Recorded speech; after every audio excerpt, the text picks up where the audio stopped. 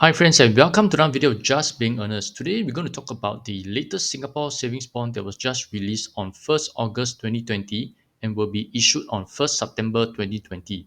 And we'll be talking about why even though the rates for the latest Singapore savings bond may have a lower rates than the August one, but why is it better than the August one?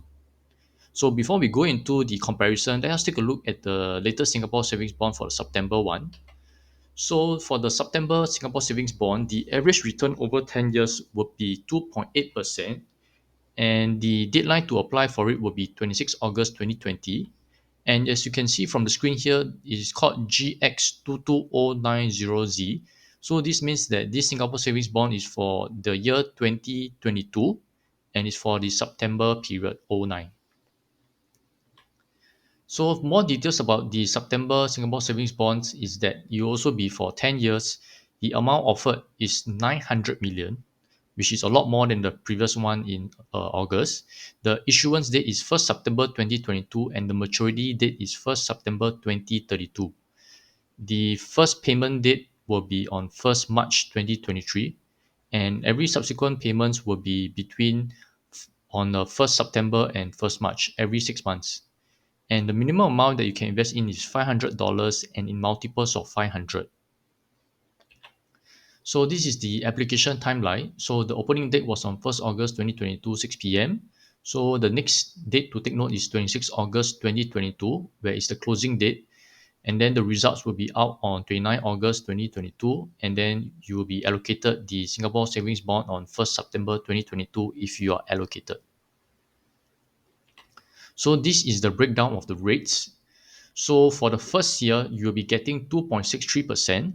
Subsequently, you'll be 2.71 all the way to 3.04% on the 10-year. So the more important thing to look at is the average return per year. So you can see that it starts off at 2.63% and ends off at 2.80%. So this is for the September 2022 Singapore savings bonds.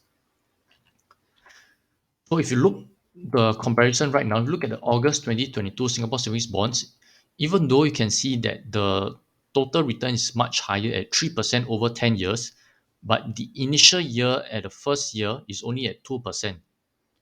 So to make it easier, I've done this comparison table. So the top one is the September 2022 and the bottom one is the August 2022.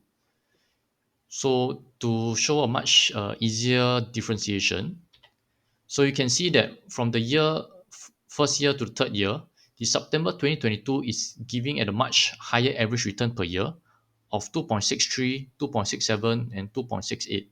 If you look at the August one, it starts at 2%, 2.42, and 2.63. It's only from the fourth year onwards, then you can see that the August 2022 average returns is much higher than the September 2022. So what this means that if you are looking to invest in the Singapore savings bonds, and if even though you did not get the August 2022, which give a higher average return of 3%, it is actually okay to get the September 2022, which even though the average return overall is at 2.8%, but for the first 3 years, your returns are much higher than the August one.